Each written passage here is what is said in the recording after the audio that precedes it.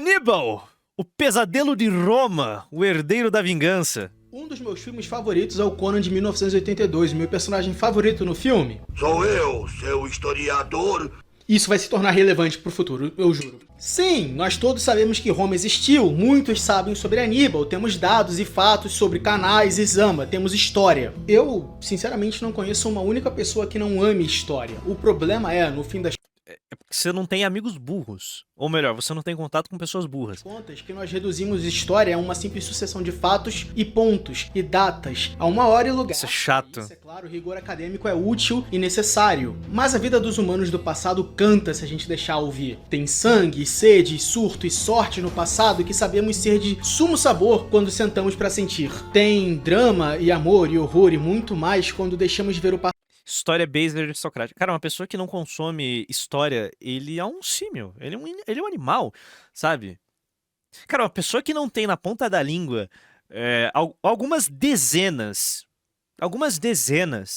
de fatos históricos aleatórios, ele é um animal, sabe? Uma pessoa que não deveria estar convivendo em sociedade. E, tipo, qualquer fato histórico. Não custa nada pedir, se inscreve aqui no canal, deixa um like nesse vídeo, comenta, compartilha, dá uma olhada no clube de membros, beleza? É isso aí, continuando, sabe? Qualquer fato histórico. Passado como uma lista de datas e acontecimentos e vemos como o épico que nos levou a ser quem somos, como indivíduos e como nações. Esse vídeo é uma tentativa de pegar fatos históricos e fazer um enredo com eles, porque Aníbal, Fábio Máximo, Bismarck tinha um gato. Aí, ó, eu não sabia. Eu não fazia ideia. Vocês sabem o nome do gato do Lovecraft, por exemplo? o Cipião Fatos históricos aleatórios. e outros merecem ter sua história lembrada. Eu vou nitidamente escolher um lado, primeiro Aníbal e depois Roma. Aníbal entra na história como o jovem conquistador, o avatar da vingança de seu pai, até que surge Cipião. E ele entra na história com um elan, com um redemoinho brutal no engajamento de cavalaria, com a guerra rodando há anos, ele cavalga como um herói de mitos antigos para salvar o pai, num combate histórico contra uma força de cavalaria muito superior à romana. E a partir daí ele escreve um futuro para si mesmo em vermelho, ouro e cinza. E a partir daí a nossa narrativa passa a ver Aníbal como um vilão carismático e Cipião como o herdeiro do seu legado genial. Porra, enxergar Aníbal como um vilão carismático é de cair a bunda, mas eu compreendo na perspectiva romana. No campo de batalha por um professor que, segundo as lendas, ele só viu uma vez, no fim da carreira, em um exame brutal nas planícies cozidas pelo sol do norte da África, a Batalha de Zama. Então, deixa eu preparar o terreno. Os fatos falsos e verídicos que levaram à guerra. E os falsos são, por incrível que pareça, tão importantes quanto os verdadeiros. Roma e Cartago, as joias brilhantes do Mediterrâneo, dois gigantescos grupos políticos que, segundo Virgílio, estavam destinados a entrar em guerra desde sempre. Enéas, não esse, o outro, o pai de Roma, príncipe troiano exilado procurando por um lar, quebrou o coração da rainha Dido de Cartago. O pai de Lobos e a rainha das raposas tiveram um caso de amor que terminou em horror e morte, e ela jurou vingança eterna em seus momentos finais. Em seu amor e luto, na sua pira funerária, ela ligou os dois polos do Mediterrâneo em um destino sangrento. Claro, isso se você acredita no Virgílio, que além de plagiar Eu acredito. Eu acredito. Essa história é factual, ela aconteceu. Inclusive, Rômulus e Remo foram criados por uma loba. E quem não acredita nisso é um animal. Foda. Em técnica. Vai se f... plagiador, o que acontece, ele era um poeta, claramente o pior tipo Redditor, o seu lugar não é aqui. O seu lugar é no. O lugar do Redditor é nos campos do interior paulista, cortando cana em um gulag canavieiro. de ser humano. Mas alguns historiadores dizem que Roma e Cartago iam se enfrentar sim de qualquer jeito por causa de um conceito de relações internacionais chamado Armadilha de Tucídides. Algo muito menos mítico, muito mais pragmático. Uma potência em ascensão que cresce sem tomar cuidado vai atrair o medo e a fúria de uma potência que está estabelecida ou em queda. Roma crescia e Cartago achava isso uma baita falta de educação que os latinos estavam fazendo, e isso fez com que os dois guerreassem sobre o assunto. É um conceito de RI que a gente vê se repetindo ciclicamente: a Guerra do Peloponeso, a Macedônia de Alexandre, Roma e Cartago, franceses e o pessoal do Sacro Império Romano. Eu acredito mais num cara que vivia há 700 anos da fundação de Roma do que num Redditor que diz que Roma surgiu da união de tribos latinas na região das Sete Colinas. Eu também. Cara, eu adoro precisão histórica. Tanto que o meu trabalho em Inimigos da Nação, no caso, o Wallace, quando ele tá escrevendo, e o meu trabalho nos vídeos do Collor e Dilma, é de manter o máximo de precisão histórica possível, sabe? O máximo de datas, o máximo de localizações, o máximo, sabe? Porque é bom quando há uma riqueza de detalhes. Agora, quando você pega, sei lá, uma obra como a Ilíada, que você só tem a Ilíada e meia dúzia de fontes é, arqueológicas, trata a Ilíada como fato dado e foda, tá ligado? Eu não tô nem aí. Eu não vou tirar o valor poético da história, porque isso é muito da hora. Sabe, isso é meio broxante, é uma forma meio merda de você enxergar a história, sabe? É meio patético, tipo, é uma bosta. Germânico, franceses e ingleses, franceses dessa vez junto com os ingleses contra a Rússia. Se eu for listar exemplos da armadilha de Tucídides, esse vídeo vai acabar virando França 2, Je suis retourné. Ainda assim, a explicação mítica não atrapalha o assunto. Então a gente... Porque você tem que pensar o seguinte, a Ilíada, ela foi considerada fato dado por Roma. Os romanos, do período do fim da República virada pro Império, eles liam a Ilíada e tipo, é isso. A Ilíada é isso. O que tá escrito, o que Homero escreveu é isso. E pronto. Se invadia, 300 espartanos enfrentaram, mogaram o Império Persa. vai explicar Sim, a Ilíada e a Odisseia eram os dois livros. É foda chamar de livro, né? Mas eram as obras mais.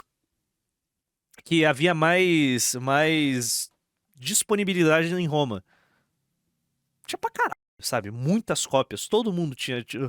Praticamente todo mundo que era alfabetizado já tinha lido a Ilíada e a Odisseia. as duas. Mas mantenham em mente que o motivo geopolítico é o que você vai escrever na prova quando seu professor perguntar. O motivo poético e dramático é o que a gente carrega no coração. Roma enfrentou Cartago em 3 grandes guerras. Cartago era grande depois da primeira, habitável depois da segunda e menos do que uma memória depois da terceira. A primeira e a terceira guerras púnicas foram confrontos normais que acontecem no Mediterrâneo porque impérios não sabem dividir espaço sem brigar. Mas entre a primeira e a terceira, como a maioria de vocês deve perceber, houve uma segunda, muito diferente em escopo e tom. E aqui eu peço desculpa porque vai ser dramático pra mas entre os anos que Alexandre bebeu das riquezas do mundo e a ascensão do deus marceneiro, houve uma época incrível, onde generais reis estavam dispostos a esmagar as coroas da terra sob pés assantalhados.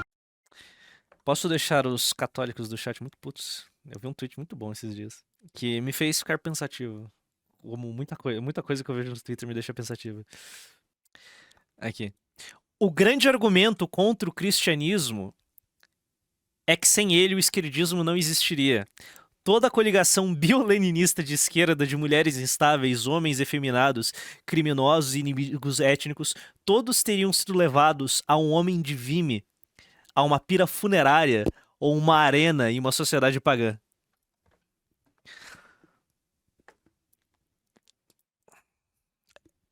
É apenas a realidade. Quando você começa a consumir antiguidade, eram outros tempos. A coisa funcionava de outra forma. Onde as leis internacionais eram escritas com bronze e ferro e fogo, assinadas com o sangue de exércitos. E surgido nessa era, Aníbal, fadado a carregar o ódio de seu pai sob um senho franzido. Um homem de titânicas melancolias e gigantescas alegrias, a representação viva da fúria da rainha Dido, surgido para destruir a estirpe de Roma. Deixe-me contar para você sobre a Segunda Guerra Púnica. Deixe-me falar...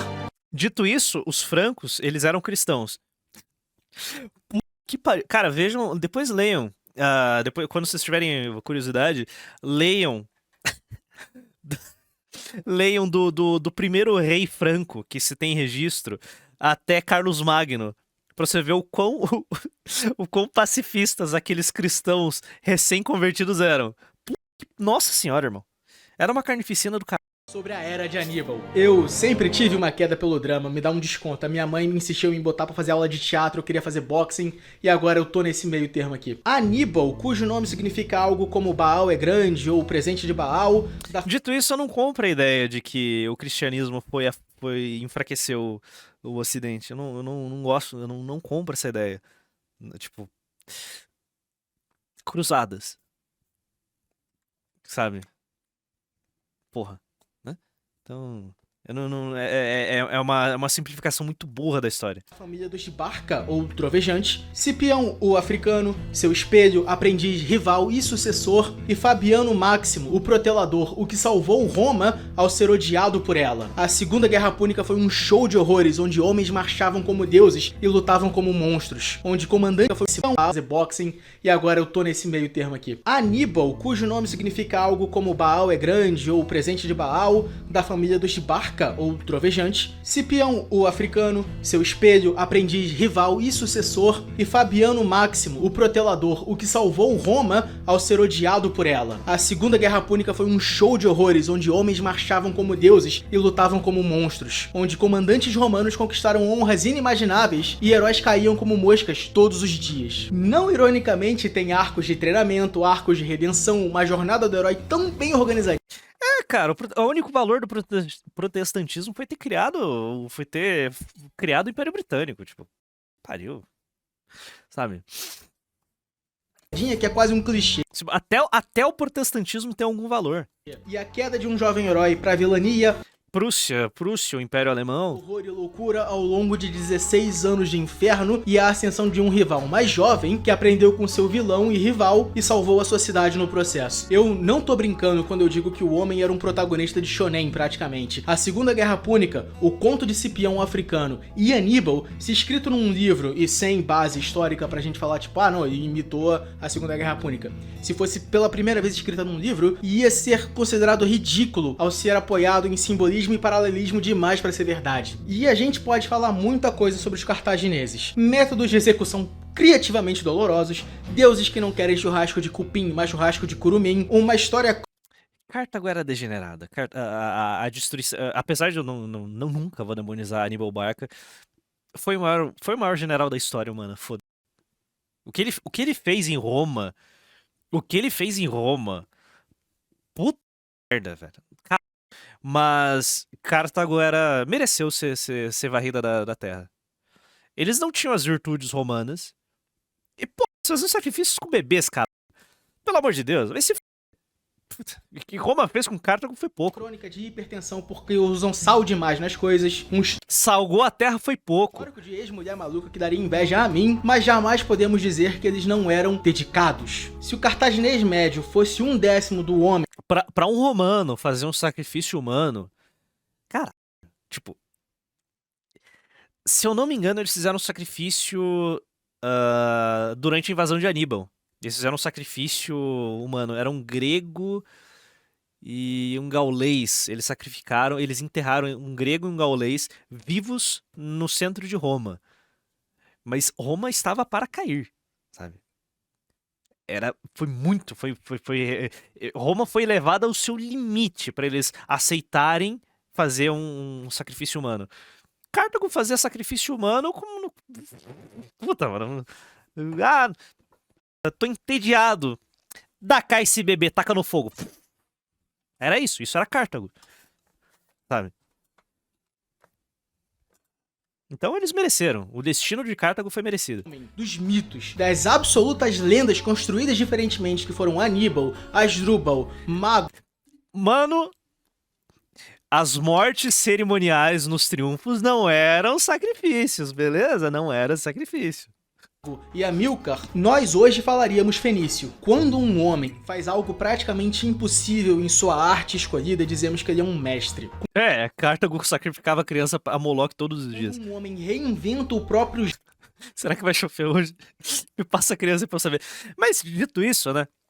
Pô, Cartago era escrota pela escala dos seus sacrifícios humanos. Os pagãos, principalmente os celtas, eles sacrificavam muitos humanos.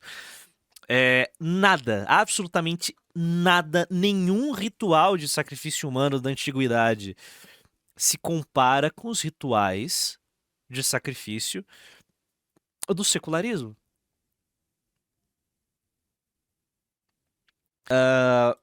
Só Estados Unidos, desde 1973, quando saiu a decisão do Roe v. Wade, foram 63 milhões de sacrifícios. 63 milhões. Eu acho que pra Cartago chegar a um ponto de 63 milhões, eles iam ter que se esforçar pra caralho. Então, absolutamente nada na antiguidade se compara com hoje. Nada, absolutamente nada. Tipo, cara, a Europa matou. Quantas gerações? Quantas. Cara, quantas. Mano. Mano. Mano.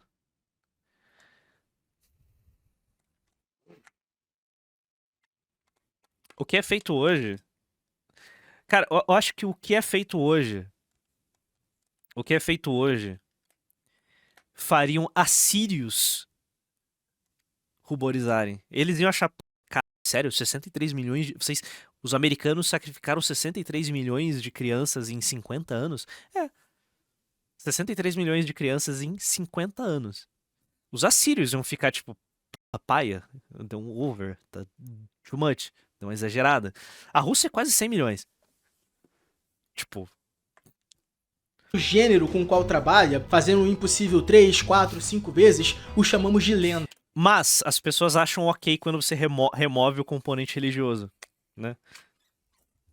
Aníbal fez o impossível por 16 anos todo dia. Fez coisas que jamais se repetirão na história da política e na história militar. E foi um adversário tão intenso que Roma teve que se tornar a cidade eterna que conquistou o Mediterrâneo. A China nem dá pra fazer levantamento de números. Meu irmão, esquece. China ali é uma civilização satânica. Apenas com a força de seus ensinamentos. Roma começou a conquistar o mundo para que não houvesse outro Aníbal depois do primeiro. As batalhas no rio Trébia, no lago Trasímeno e na planície de Canais foram mais do que simples derrotas romanas. Foram lições dolorosas e humilhantes. Tem algum motivo especial para a Roma Antiga ter uma versão tão grande a sacrifícios humanos, enquanto muitos de seus vizinhos não? Cara, eu não sei qual que é o motivo, mas eles consideravam isso uma prática bárbara. Eu não sei exatamente qual que é o motivo. Antes que a cidade sobre 7 colinas teve que aprender para se tornar a cidade eterna. Você talvez não tenha familiaridade com esses nomes agora, mas não se preocupe, no vídeo principal a gente vai falar sobre eles, assim como do conhecimento técnico e prático que fez o homem abrir uma montanha com azeite e vinagre. Vídeo principal porque esse aqui é um trailer, isso é um trailer de 15 minutos, um trailer e um prólogo. Mas eu tô me adiantando, a guerra ainda tá longe. Vamos sair desses assuntos de confronto militar em larga escala e vamos partir para uma coisa menos dramática. Corta a cena para o momento em que Amílcar, pai de Aníbal, forçou ele a ficar cara a cara com os deuses sedentos de sangue da velha Cartago e jurar pela sua alma imortal que ele jamais deixaria de fazer os romanos pagarem. Eu quero que você dê uma olhada num pivete de 9 anos nesse momento. Se você tem um filho ou sobrinho, se você é professor, imagina um moleque que lambe a tomada se você não tomar cuidado. Agora imagine esse mesmo moleque de 9 anos jurando diante de deuses sangrentos a genocidar nações e falando sério e cumprindo a promessa. E isso não sou eu exagerando. Lívio e Políbio falam do juramento. Em uma cerimônia de sangue, horror e fogo, Aníbal decidiu que o Mediterrâneo era dele, somente dele, e estava na hora de cobrar aluguel dos latinos, e dos ibérios, e dos gauleses, e de quem estivesse no caminho. Eu vou parar de mamar violentamente o Aníbal para poder dar uma babada forte no pai dele, Amílcar, o terror da Sicília. O cara teve um ódio tão intenso e uma vontade de vingança tão absurda que se tornou um fator genético. Seus filhos jamais poderiam ser qualquer outra coisa senão carrascos de Roma. A ninhada do leão, a contraparte sombria dos filhos do lobo. É uma guerra geracional, então é justo que uma geração inteira de romanos tenha sido deletada praticamente. Mas isso é a Segunda Guerra Púnica. Inclusive, o Scipio africano, ele foi um dos sobreviventes da batalha de Canaã. Eu acho que é isso, né?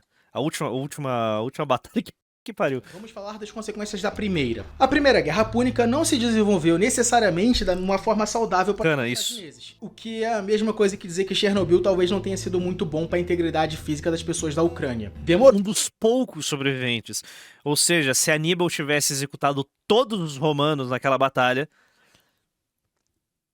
não teria Scipio. Mas eles apanharam. E quando você é o lado ganhador, detentor de toda... Inclusive, a recomendação de livro... Eu já recomendei esse daqui em outro vídeo, vários outros cortes. Livro mainstream, não é? Nossa, livro técnico. Aqui, ó. Em Nome de Roma, tipo... As grandes guerras de Roma são descritas aqui, tipo... Uma riqueza de detalhes, irmão. Tipo... Então... Recomendação aí pra vocês. Inclusive, eu tô me babando pra ler o texto de Júlio César sobre a conquista sobre a sua campanha na Gália, porque tem tudo registrado. Eu tenho que dar uma olhada ainda. Vou ver como que eu vou. Onde eu vou arrumar. Eu gosto de livros físicos. Eu gosto de livros físicos. Eu não gosto de ficar lendo no meu Kindle. espadas, você pode cobrar o que você quiser do vencido. E Roma pediu o equivalente Busque caças bruxas. Assim, foram dados. Seguinte, o Vaticano permitiu com que especialistas fossem e explorassem os seus arquivos. E sim, o Vaticano tem tudo registrado. Morreram 400. Se eu não me engano, morreram cerca de 400 pessoas na Inquisição, alguma coisa assim? Era um pouco mais. Tipo, é um número ridículo, sei lá. 4.000, foda-se, vamos lá, chutando alto. Se muito. Então. Pelo amor de Deus, né? na época. Morreu mais gente na Revolução Francesa numa tarde. Porque foi isso. Morreu mais gente na Revolução Francesa numa tarde. Mas calma. 400 isso. 400 na Inquisição Espanhola. Foram 400 anos de Inquisição Espanhola. Morreram 400. Época de dinheiro pra caralho.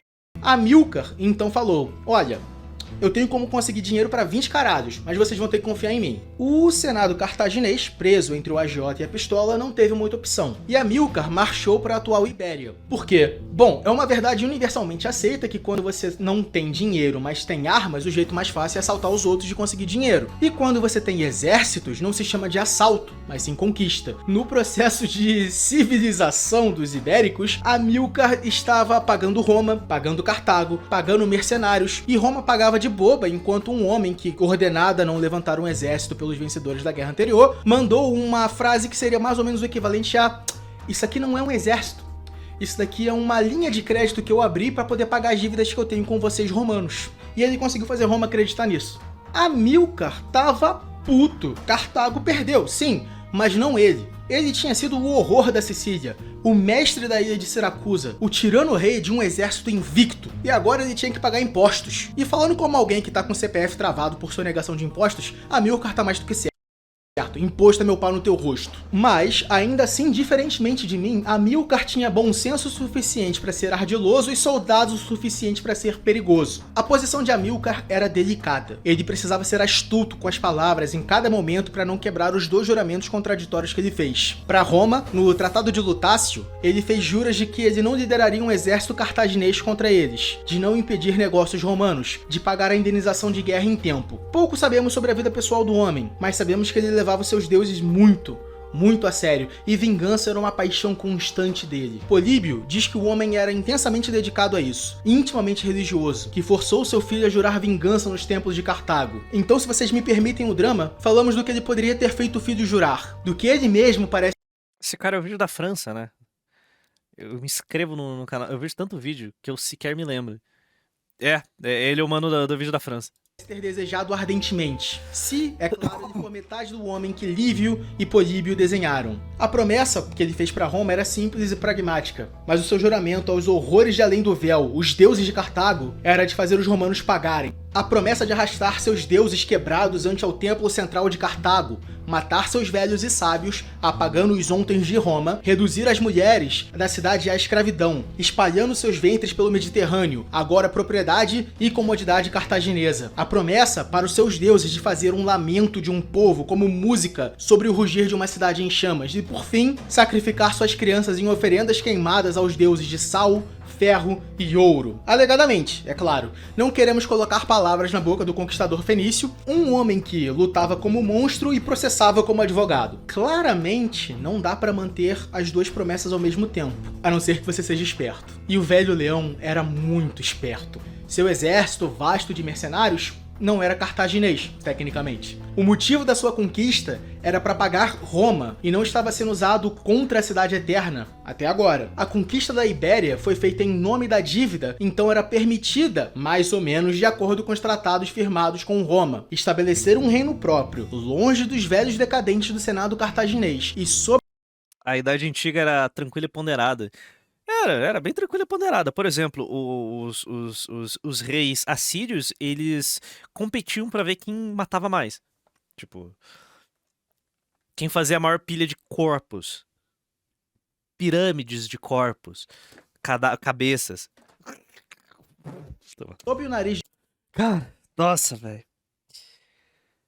Apesar da mentalidade de escravo do cristianismo, pelo menos não acontece esse tipo de coisa mais. de Roma, não quebrava parágrafo ou inciso algum do tratado. Amílcar jamais precisou mentir quando a verdade enganava por si só, e o tempo todo a sua ninhada via e aprendia. Um advogado É que a morte, o morticínio em conflitos hoje aumentou muito por causa da tecnologia, sabe? faz muito estrago, usando apenas as A antiguidade era maravilhosa, os reis se proclamavam Deus e pediam pilhas de sacrifícios humanos. palavras e a interpretação criativa e seletiva do que a palavra significa. Amílcar Se você quer sentir um gostinho do que é a violência da antiguidade, é só você acompanhar o noticiário do meio-dia em qualquer capital do Brasil. Você tem um gostinho do que é a violência da antiguidade. fazia muito estrago porque ele tinha um exército. Mas saber usar as palavras no momento certo deve ter ajudado também. Os ibéricos foram dominados. Uma nova Cartago foi fundada. Ou seja, uma nova cidade, porque Cartago significa nova cidade. E A partir do momento que as guerras se tornaram laicas, a vida humana foi condenada a não valer mais nada. Por isso que ninguém se escandaliza com 63 milhões de abortos nos Estados Unidos ao longo de 50 anos. Por quê? Porque é laico. Agora, se a clínica de aborto fosse um templo a Moloque, sabe? E tivesse todo um ritual antes do aborto e durante, sabe? Com músicas e cantos e mulheres e fogo. Aí não, aí seria problemático. E a ninhada do leão crescia. Aníbal teve como babás soldados, como companheira um saco de dormir. Como professores veteranos e tutores, Aníbal escolheu isso, é importante lembrar. Ele implorou ao pai para ser levado para a Ibéria e aceitou olhar seus deuses nos olhos e jurar fúria histórica numa idade onde eu estava ameaçando meus irmãos com cocô. Amílcar pensou em deixar seus filhos em segurança, mas o jovem domador de elefantes não ia deixar passar essa oportunidade ímpar de entrar para os livros de história. 9 anos, eu quero que vocês se lembrem. É fácil esquecer o quão insanamente diferente o passado era de nós. Pergunte a qualquer um que trabalha com você e ele vai dizer a mesma coisa. Familiaridade e convivência gera desprezo. E não há como fugir do passado. Então, às vezes, temos a tendência de diminuir as diferenças, ver e interpretar o passado com uma lente moderna, e isso é um desserviço. Outras civilizações, em um mundo mais inóspito e sombrio, ao mesmo tempo, muito menor em tamanho, porque não tínhamos as gloriosas Américas e o meu amado Brasil, mas ele também era muito maior em escala. Fome, frio, violência e natureza eram preocupações constantes. Na mente coletiva de toda a humanidade, deuses e monstros esmagavam mortais sem pensar duas vezes. A mentalidade era outra. Inocência era um luxo que nem mesmo os mais ricos entre os homens podiam dar para os seus filhos. E se você acha por um segundo que os Barca não eram ricos, vamos lá. Imagina o homem mais rico do mundo hoje. Deve ser o Lex Luthor da Amazon ou o Elon Musk, eu não sei, um dos dois. Você consegue imaginar ele tirando do próprio bolso, sem grandes prejuízos, para o estilo de vida dele, dinheiro suficiente para financiar uma expedição militar contra a França e a Itália? Não na esperança de lucro, mas por hobby, por vingança, por foda. Óbvio que não. Os ricos de hoje têm dinheiro de foda-se. Se eles têm um problema, eles podem pagar alguém e foda-se, problema resolvido. Os Barca não tinham dinheiro de foda-se. Os Barca tinham dinheiro para serem mesquinhos a níveis que apenas deuses podem ser. Não é dinheiro de foda-se. É dinheiro de vai se fuder. Muito mais direto, muito mais eloquente, desnecessariamente mais beligerante, mas há uns... Eram outros tempos. Na violência direta. Os ultra ricos de hoje têm dinheiro para resolver seus problemas pessoais. Os aristocratas do passado tinham dinheiro para causar problemas em escala geográfica. Esse É só você... Quando vocês tiverem curiosidade, leiam sobre a Guerra Civil Romana. Tipo, mano... era o nível de riqueza em que os Barca operavam. Eles não tinham permissão para liderar exércitos. Eles tinham dinheiro. Cara, não ironicamente, eu acho que a gente tá caminhando pra um momento de guerras corporativas, cyberpunk, mas é mesmo. Exércitos mercenários vão ganhar cada vez mais espaço, mais poder, sabe? A ideia do momento agora é uma tecnocracia de tech bros, sabe? Um governo de tech bros nos Estados Unidos. Caralho. Isso é uma mistura maior de Estado e iniciativa privada. E capacidade para comprar exércitos e liderar uma guerra. E ainda assim, permitir que as suas crianças sejam apenas crianças, que crescessem com leveza e felicidade, era caro demais para eles. Falando em riquezas além da conta, que ajuda a financiar projetos que são desastres para a humanidade, eu quero agradecer aos mecenas do canal, orgulhosamente financiando as merdas que eu falo sobre história, geopolítica, Warhammer e mais. Se você quer se juntar ao grupo do canal, temos Os católicos do Vale do Silício, o Adeptos Mecânicos tá logo ali. É. na tela, acesso antecipado aos vídeos e direito a primeiros spoilers quando nós finalmente tomarmos o Paraguai e conquistarmos a Cisplatina novamente. Isso se torna complicado porque eu não tenho habilidade de mobilizar um exército ou dinheiro para delegar o comando, mas a gente faz o que pode. Voltemos ao vídeo. Aníbal aprendeu enquanto crescia e cresceu enquanto aprendia. Em carisma, em táticas, em logística, o jovem leão entendia de homens, como os alimentar, de como os inspirar e de como os matar em iguais partes. Ele aprendeu até que decidiu botar em prática as lições de ferro, fogo e fé que aprendeu. A Segunda Guerra Púnica, assim como a maioria dos grandes conflitos, começou com um relativamente bobo. Uma cidade bem foda-se no limiar do controle romano, Sagunto. Quando o velho leão morreu, Aníbal foi adotado por seu cunhado, Asdrúbal o Belo. Roma, sentindo que Cartago estava ficando grande demais, pediu para que ele não se expandisse para o norte do rio Ebro, e Roma não ia descer ao sul, para evitar confronto. Aníbal, vendo uma cidade e tendo um sonho, decidiu que norte era relativo, que o contrato assinado não tinha o nome dele, então meio que ele não tinha que obedecer porra nenhuma. E, no fim das contas, ele tinha um exército, e quem tem força faz a própria lei. E aí ele lançou o cerco de Sagunto, uma cidade bem meia boca, mas que mudou o mundo, ao mudar o destino de Roma. Os trovejantes, os filhos de Amílcar, o velho leão, agora marcham para a guerra, e o mundo tremeu com seus passos assandalhados. E vamos falar da guerra mais pra frente. Mas durante a guerra, Roma se viu rebaixada a sacrifícios humanos de escravos. Enterrou virgens vestais vivas. Pânico se espalhava pela rua com uma energia frenética e palpável. Aníbal, eles achavam, estava sempre aos portões, o senhor dos monstros. Porque Aníbal fez isso, levou Roma ao seu limite. O homem impossível do exército trovejante estava sempre chegando. E os portões de Janus, o deus de duas faces, não o segurariam. Os portões de Janus são uma coisa extremamente importante para o imaginário popular romano da época. Eles ficavam abertos em tempos de guerra e fechados em tempos de paz. E a intenção de Aníbal era fechar eles permanentemente, fazer do centro da Itália um deserto desolado e chamar isso de pacificação e justiça. Você tem ideia do quão absurdamente apocalíptico você tem que ser como pessoa para os seus inimigos considerarem você, pessoalmente, não o seu exército, você, uma ameaça existencial para você fazer uma república como a romana, pensar seriamente em começar a rezar para os deuses cartagineses, porque obviamente os deuses romanos eram mais fracos do que um simples homem de Cartago. Imagina o tamanho da pica do homem que entrou pro livro da história romana como comandante de monstros gigantescos saídos das planícies da África, capaz de fazer Napoleão Bonaparte. Napoleão Bonaparte. Cara, se eu não me engano, a última coalizão que levou a Waterloo, a Europa declarou guerra a Napoleão.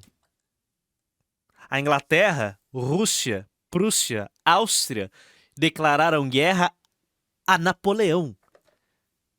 Não foi a França. Não, foi a Napoleão. Cara. Puta, mano. Fazer o impossível 3 vezes no mesmo dia e lutar por 16 anos sem descanso. E quando eu digo monstro, eu digo metaforicamente, é claro, mas os romanos, eles tinham essa impressão quando a gente fala dos elefantes.